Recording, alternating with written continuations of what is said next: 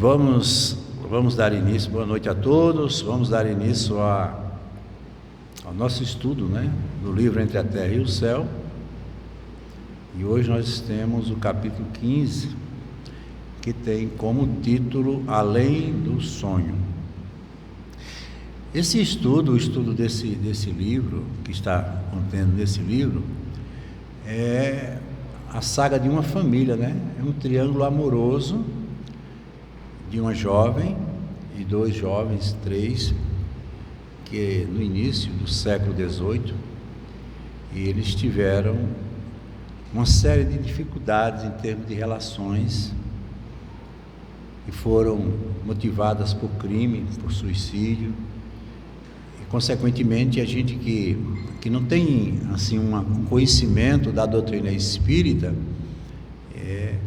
acha que muitas vezes as famílias elas são consequências de um ato, de um encontro fortuito, que não existe uma relação. Por que é que determinadas pessoas permanecem juntas, outras se separam? Porque há conflito entre pais e filhos, irmãos, E só a doutrina espírita é que tem essa riqueza de material para nos mostrar que isso tem um sentido, que a vida não é um acaso. Se Deus é causa, toda causa ela tem um motivo para existir. E isso faz com que a gente tenha uma compreensão melhor. E nesse livro nós vimos o quanto a vida continua, mesmo depois do que nós chamamos de morte. Consequentemente, eles ali vão, nesse reencontro, tentar, com auxílio da própria espiritualidade, dos espíritos mais evoluídos, provocar um reencontro para que eles possam reparar o erro que cada um cometeu, sem condenação, sem culpa, mas cada um assumindo a responsabilidade e o ônus daquilo que fez, porque a lei de Deus, ela é uma lei justa e, consequentemente, essa justiça jamais ela poderá ser derrogada por qualquer fator da vida humana. Deus está acima de tudo.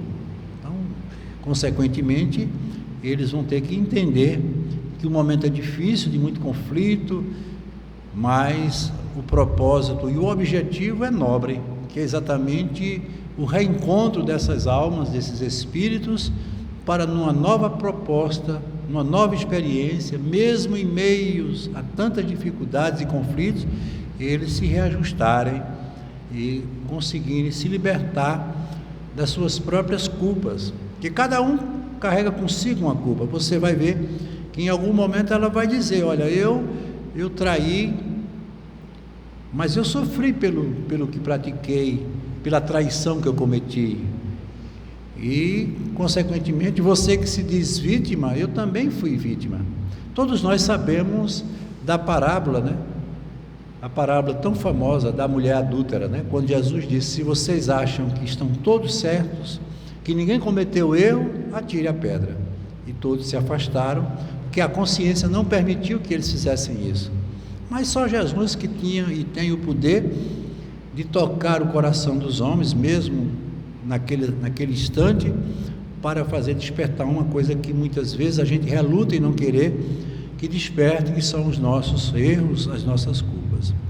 E como esse capítulo ele fala do sonho e, consequentemente, todos os reajustes que nós precisamos, isso é muito importante, todos os reajustes que nós precisamos realizar, eles só vão se dar pelo desdobramento.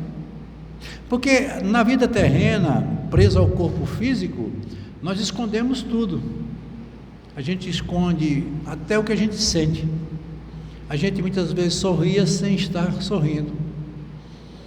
A gente diz coisas que nem sempre está sentindo. Mas no momento em que eles se encontram no plano espiritual, quando a consciência está fora dos limites do cérebro, ela se expande e aí ninguém pode esconder. Por mais que tente, ele vai ser observado por uma consciência maior. E aí a gente vai ter que enfrentar uma realidade que a gente talvez tenha escondido durante tanto tempo. Porque nós escondemos tanta coisa na vida, Tantos erros. Eu sempre digo, se você for para um presídio e você não caia na loucura de perguntar a eles por que eles estão presos. Porque eles vão dizer que foi por um erro da justiça ou qualquer outro motivo, mas eles não são culpados. Isso é da natureza humana, né? E, consequentemente, nós também temos um pouco disso. Achamos sempre que os nossos problemas foram criados pelos outros. Quando a gente não está bem dentro de um relacionamento, a gente sempre acha que é o outro o culpado de não estar dando certo. E a gente nunca procura olhar e ver que realmente há uma sintonia e uma inter-relação onde as partes são comprometidas. Uma se compromete mais do que as outras, do que a outra, mas todos estão comprometidos. Ninguém está de graça numa história, não é? Isso é muito importante, e eu gosto muito dessas obras de André Luiz, porque elas são, de uma maneira bem simplória, mas com muito conhecimento, um alerta para a gente. O que é que eu estou fazendo da minha vida? Como é que eu estou vivendo em família? Nós temos aí a tristeza de ver que as famílias estão sofrendo muito por essa dinâmica que a vida está nos impondo, né? Os filhos já não se entendem tanto com os pais não se entendem tanto com os filhos, e no ambiente onde existe tanto conflito, é difícil, né, esses espíritos progredirem, evoluírem. Mas, com certeza, sabemos que tudo passa, esses momentos vão passar, e haverá um dia em que os valores vão ser verdadeiramente reconhecidos. Então, cada um construindo a sua própria história e fazendo do seu mundo a sua razão de viver. Esse é o objetivo da vida. Eu sempre digo, nós não estamos aqui para construir uma família, ter um relacionamento, ser pai, ser mãe, até mesmo ser irmão. Nós estamos aqui com um único objetivo, que é de nos conhecermos. O projeto da vida é do assenhoramento de cada um. Veja que um sábio da antiguidade já nos dizia: conhece-te a ti mesmo. Eu não posso construir nada se eu não tiver os elementos para essa construção dentro de mim. E tudo isso está onde? Está na minha essência. Nós somos um persona, incorporamos um figurino, utilizamos um corpo e temos um caminho, mas sem sombra de dúvidas, a vida não se resume apenas a uma experiência que é tão breve para um espírito que é eterno. Então, quantas viagens nós ainda vamos ter que fazer? Por quantas estações nós vamos passar? Quantos comboios, como eles dizem, nós vamos pegar para fazer essa travessia que é tão longa, em busca de um único objetivo, que é o que a gente procura todo dia, que é a felicidade. A vida é uma proposta que nos empurra para a felicidade, mas uma felicidade diferente dessa que a gente vive aqui. Nós temos aqui momentos de felicidade, nós não somos felizes plenamente, porque temos, como experiência de vida, a convivência tão difícil que há entre nós. A família tem dificuldade, como eu disse. Então vamos... Eu peguei esse trecho de um livro de Emmanuel, psicografado por Chico Xavier, mas ditado por Emmanuel, que diz assim: tudo no universo está conectado e vibrando, criando um campo de possibilidades em que os seres se contracenam um com os outros através da lei dos opostos. Veja que definição bonita ele nos traz acerca da convivência humana, né? Então tudo está conectado, ninguém está isolado, por mais que a gente queira.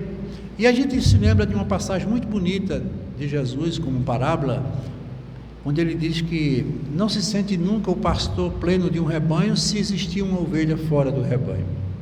Vocês sabem que isso se manifesta como uma grande verdade. Uma mãe tem 10 filhos, 9 filhos estão bem, mas se um filho não estiver, ela esquece os 9 para cuidar daquele que precisa. Então isso é a realidade da vida. Então, por quê? Porque a vida só tem sentido se a gente viver em comunidade. A proposta da humanidade é viver em comunidade, interagindo um com o outro para aprender. Muitas vezes uma pessoa difícil nos ensina muito mais do que uma pessoa fácil, né? A A gente aprende a perdoar, a gente aprende a ser humilde, muitas vezes a compreender, e tudo isso é experiência. Por isso que ele diz, contracenarem uns com os outros através da lei dos opostos. O que nós temos de mais igual, eu sempre digo, são as nossas diferenças. E só convivemos porque somos diferentes. Se fôssemos todos iguais, não estaríamos aqui. Não haveria necessidade. Então, pelos motivos dos sofrimentos e dificuldades enfrentadas na vida terrena, pode-se julgar a natureza das faltas cometidas na existência anterior, bem como as imperfeições que deram causa a essas faltas. Então, tudo o que está nos acontecendo, com certeza foi provocado por nós. Eu estou dizendo isso, e é muito importante essa explanação, para a gente entender por que é que eles estão vivendo tantos conflitos nessa nova experiência, se eles não olharam para as experiências passadas que provocaram o que eles estão passando. Então, toda a história ela tem que ter um motivo para ser história. Porque muitas vezes a gente diz, eu não gosto de você, você não gosta de mim. Sim, mas por quê? O que faz as pessoas muitas vezes se odiarem, até mesmo sem nunca terem convivido? Porque existe tanto empatia e apatia entre as pessoas. Então a gente agora está entendendo, né, que isso tem consequência de experiências mal sucedidas do passado, convivências que não foram tão felizes. E ele diz assim, os acertos do presente corrigem e neutralizam os erros do passado. Como é que a gente pode corrigir e neutralizar o erro do passado, quando muitas vezes a experiência aqui é tão curta? Só a reencarnação é que pode nos explicar. Porque se você fizer uma varredura em todo o seu projeto de vida, partindo do momento que você nasceu até o momento que você aqui está, você vai ver que tem muitas coisas que não justificam determinadas dificuldades.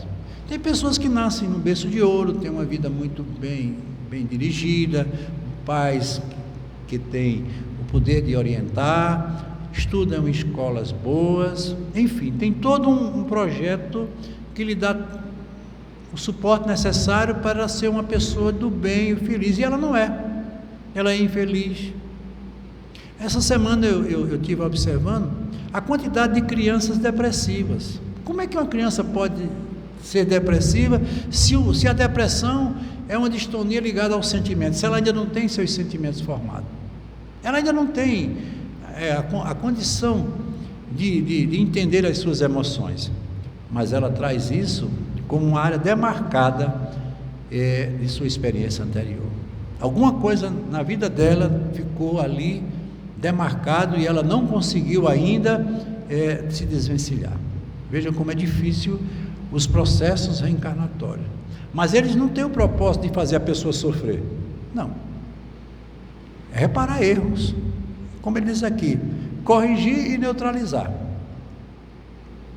erros do passado. Quando você comete uma falta, o primeiro reflexo está onde? Em você.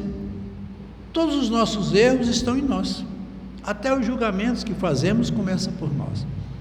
Não adianta você querer colocar fora uma coisa que está dentro, e assim permanece.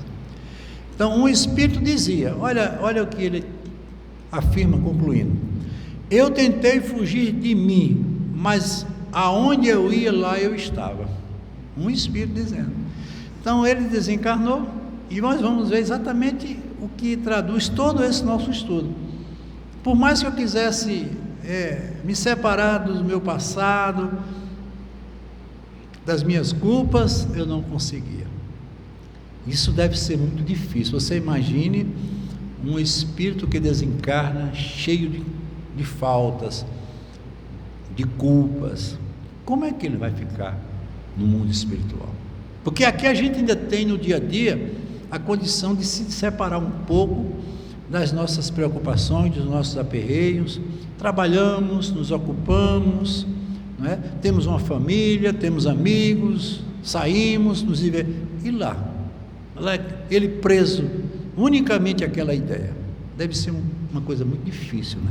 Mas, infelizmente, é a lei. Pois não. Meu Deus, eu fico pensando. O suicida, ele, dependendo também do caso, né? Porque a gente não pode generalizar. Esses casos de suicídio precisam ser vistos dentro da sua mais profunda natureza. Existem suicídios. O de André Luiz mesmo foi um suicídio indireto. Porque tem pessoas que conduz uma vida se deixando levar para um processo de suicídio pelo que ele pratica, não querer mais viver, abandonar o seu projeto, abandonar a família, o trabalho, se entregar muitas vezes a um vício. Isso não deixa de ser um suicídio, porque ele sabe mais do que ninguém o que ele está fazendo e as consequências do que ele faz. Mas, infelizmente, as pessoas ainda, por ignorância, se deixam levar por esses caminhos.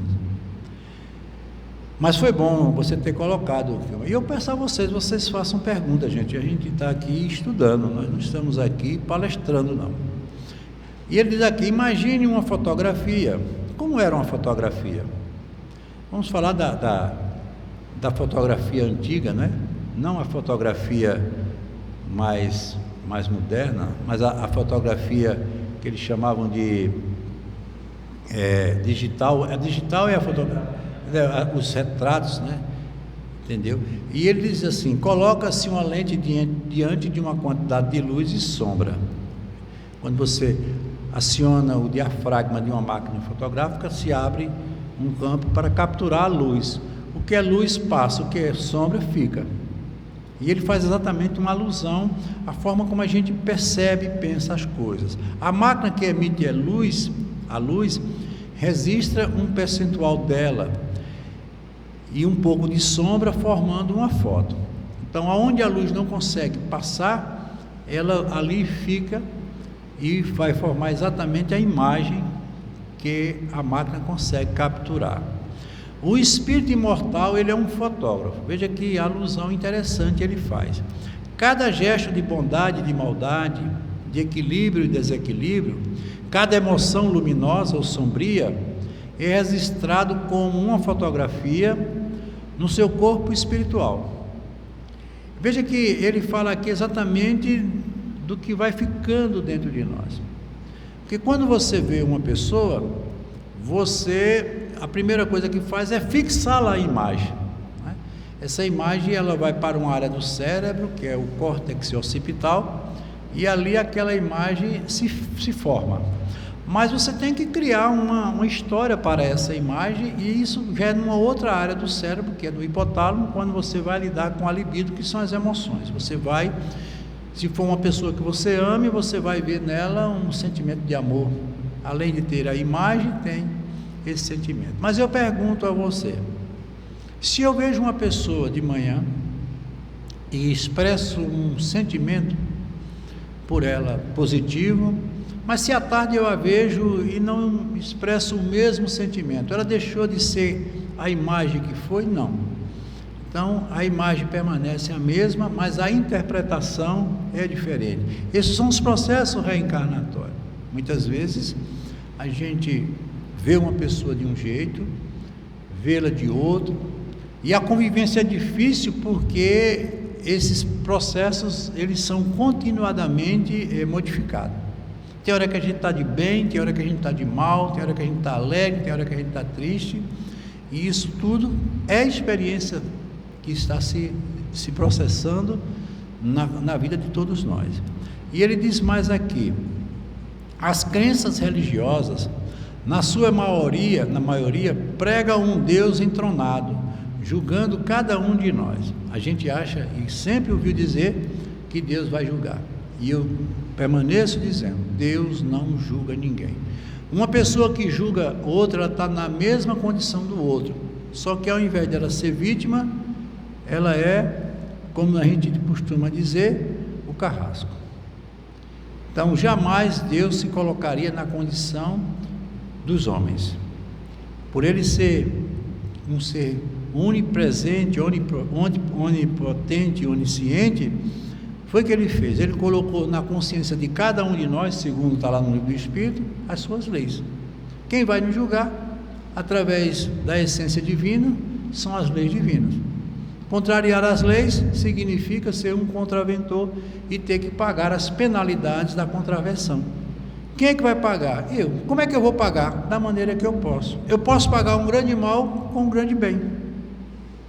Por que não? Eu lhe fiz um grande mal e quero reparar isso lhe fazendo um grande bem. Aí a gente coloca por terra o pecado e a condenação. Porque eu não acredito que condenar ajude quem quer que seja. A condenação é uma coisa que paralisa o processo do crescimento. Porque quando a gente erra, precisa que alguém diga. A gente sabe que errou. Se não souber hoje, amanhã vai saber, porque essa consciência, ela vai lhe colocar no seu devido lugar, em termos de pensamento.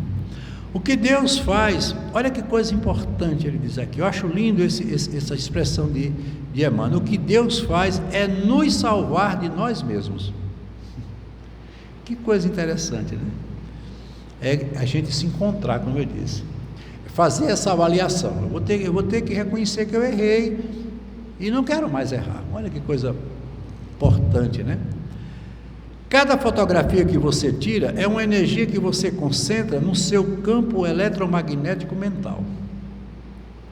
Quando você pratica o mal, de imediato você tirou uma fotografia do ato que praticou. Olha que coisa interessante. Então, o mal ele fica registrado, não é, naquele que praticou. Então, eu pratiquei um grande mal a Tiago. E Tiago me perdoou. E depois de um longo tempo, eu me encontro com Tiago e vou pedir perdão a ele. E ele não vai se lembrar do mal que eu fiz. Ele vai dizer, eu não me lembro mais disso. Tanto tempo já passou. Mas eu me lembro. E eu preciso me encontrar com ele para me reconciliar, não com ele, mas comigo mesmo. E ouvir dele, que vai me ajudar muito, o perdão que eu espero, mas sobretudo me perdoar. E agora eu estou livre porque eu me reconciliei comigo mesmo. Mas quem é que faz isso? É tão difícil a gente fazer isso, né? A gente sempre se esconde dessas coisas, porque eu sempre digo, a falta de humildade, a gente, eu não vou me passar por baixo, passou, como se as coisas fossem tão fáceis de serem resolvidas assim. Mas ele diz assim, o retrocesso das recordações poderá verificar-se de improviso. Isso foi uma pergunta que Hilário fez num dos capítulos anteriores.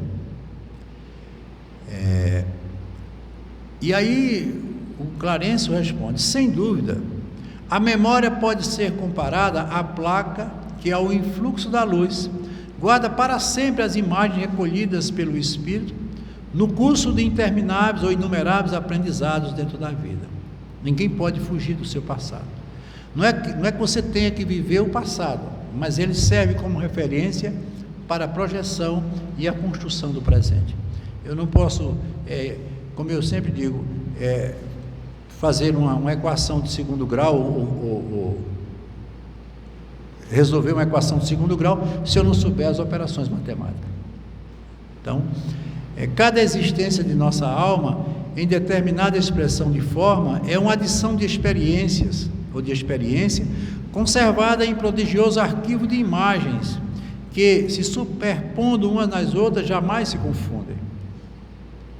Em obras de assistência, qual a que desejamos movimentar, que é exatamente o apoio que eles estão ali para dar a esses espíritos desencontrados, vítimas de um triângulo amoroso mal sucedido em termos de história, e ele diz aqui, é preciso recorrer aos arquivos mentais, de modo a produzir certos tipos de vibrações, não só para atrair a presença de companheiros ligados ao irmão sofredor, que nos propomos socorrer, como também para descerrar os arquivos da mente nas fibras ocultas em que ela detém as suas aflições e feridas invisíveis. Veja que quadro dramático é esse que esses três estão vivendo. Daí as causas de todas as doenças, né, Laura? Energia mental negativa, os pensamentos. Exatamente. Tiago fez uma colocação muito interessante. Daí vem as doenças, né, que são provocadas por esses desequilíbrios e por essas desarmonias, né? Que nós temos dois tipos de fatores que provocam a doença: o fator pré-existente e o fator desencadeante. Uma doença, para se manifestar, ela precisa dessas duas realidades. O fator predisponente: eu tenho uma predisposição para determinadas doenças, consequência de heranças. Mas é preciso que exista o fator desencadeante, ou seja, eu posso ter de nascença uma doença até grave, mas ela não se desencadear por eu ser uma pessoa mais vigilante nos meus hábitos, na minha forma de pensar, de viver, de me alimentar. Então não significa que eu tenha que morrer e ser vítima de uma doença. Só é preciso eu ter um controle sobre ela, a não ser que seja uma doença eminentemente terminal. E mesmo que ela seja terminal, a doença é terminal, mas o espírito não é terminal. De todas as formas, você vai ter que se curar das doenças que você tem, quer nessa experiência, quer em outras ou em outras, mas o propósito e o objetivo das doenças não é para a gente sofrer. As doenças servem para uma reparação, saber o que a gente está fazendo na vida, não só vendo a parte da fisiologia do corpo, que é a parte orgânica, mas principalmente as doenças da mente, que são esses transtornos que maltratam tanto o ser humano, porque não tem doença mais difícil de ser curada do que aquelas que a medicina convencional não tem um diagnóstico. É como eu estava dizendo sábado, um rapaz chega numa UPA dessas, 2 horas da manhã, com uma tentativa de suicídio, desesperado, levado pela família. O médico faz todos os exames e manda para casa dizendo que ele não tem nada. Como é que uma pessoa que tentou o suicídio, que tentou contra a vida, não tem nada? Essa é que tem, mas o diagnóstico não mostra para ele os motivos, ele manda embora. Essa é a nossa medicina, né? Então vamos agora entrar na parte que vai justificar essa trama em termos de entendimento como nós precisamos. Então, o que é o sono?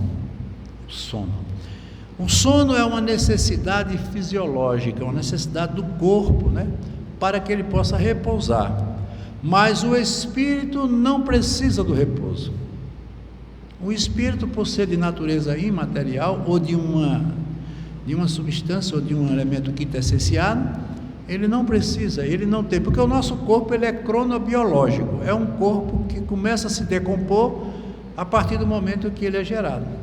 Então nós temos um corpo que nasceu para morrer, mas o espírito não morre, nós somos imortais.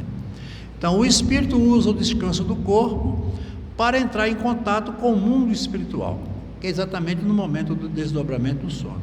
Eu sempre digo, a reencarnação é uma proposta definida até em termos de tempo.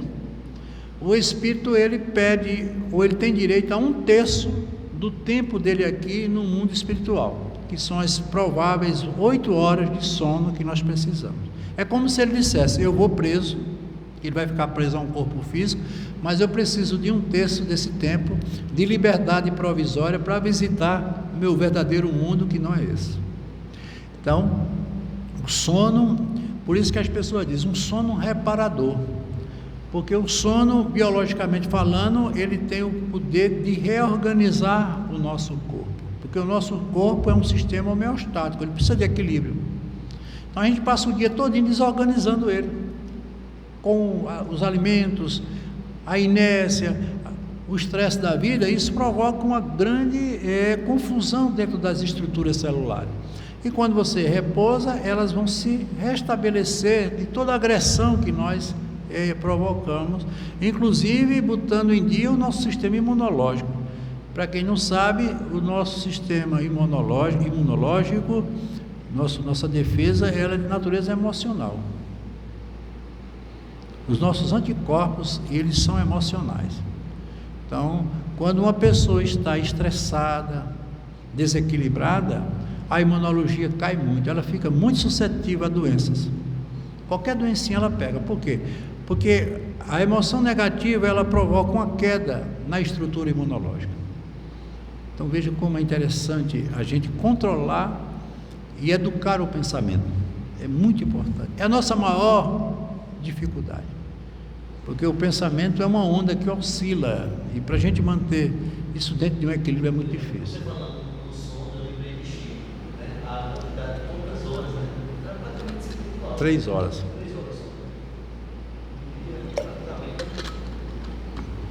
E como o sono, eu disse, ele é reparador. Chico Xavier, mesmo um homem que tinha tantas doenças, mas ele dava conta, porque ele tinha muita ajuda por parte da espiritualidade. E a gente vai ver isso, né? Então o sono, como eu disse, também tem a função de fazer uma reparação no sistema orgânico e harmonizar os nossos plexos, né? Os plexos são os nossos sistemas que estrutura o corpo. Nós temos o plexo nervoso, nós temos os centros de força, nós temos o sistema cardíaco, aliás, o sistema sanguíneo, e eles precisam estar em ordem para poder nutrir todo o sistema orgânico, que é o nosso, verdadeiramente o nosso corpo. Aí ele diz, o espírito não para, ele pensa, ele sente e vibra o tempo todo. Daí o corpo não suportar a ação ininterrupta dele. Veja que coisa interessante. O próprio corpo, ele não tem como acompanhar o ritmo do espírito. E tem gente que diz que tem um espírito. A gente tem um corpo. Nós somos um espírito.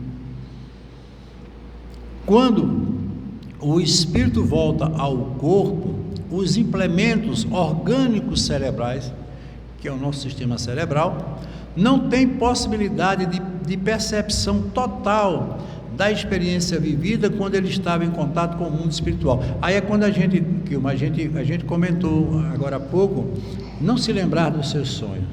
Mas eu não sonho. Sonha. Todos nós sonhamos. Sonhar é uma condição natural do espírito. Agora, eu não me lembrar do sonho é outro problema. É como eu sempre digo, muitas vezes a velocidade da mente não acompanha a condição do cérebro. E, consequentemente, agora veja que tem sonhos que eles são tão verdadeiros que a gente passa o dia todinho com ele na memória e passa tempos rememorando e lembrando dele. Aí a gente vai ver por que eles são assim e por que acontece dessa maneira.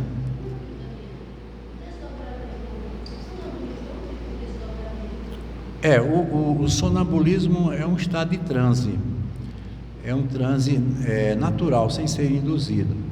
Mas ele é diferente do sono, porque o sonâmbulo ele tem toda a consciência do que ele está fazendo, só que ele usa o seu lado inconsciente, entendeu? Por isso que você não pode, tem que ter muito cuidado ao lidar com o sonâmbulo, porque ele está fazendo uma coisa movido por uma força que não é consciente. Quando ele está em estado de transe, ele não está dormindo propriamente, ele está em transe. É diferente do sono, do sonho.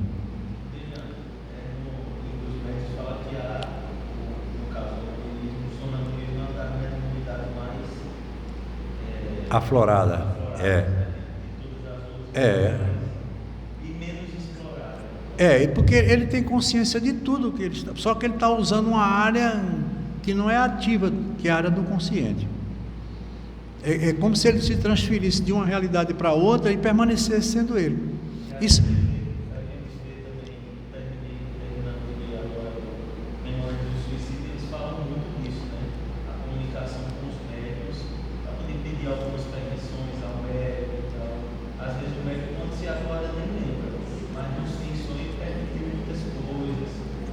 Acontece demais isso, é verdade, Fábio.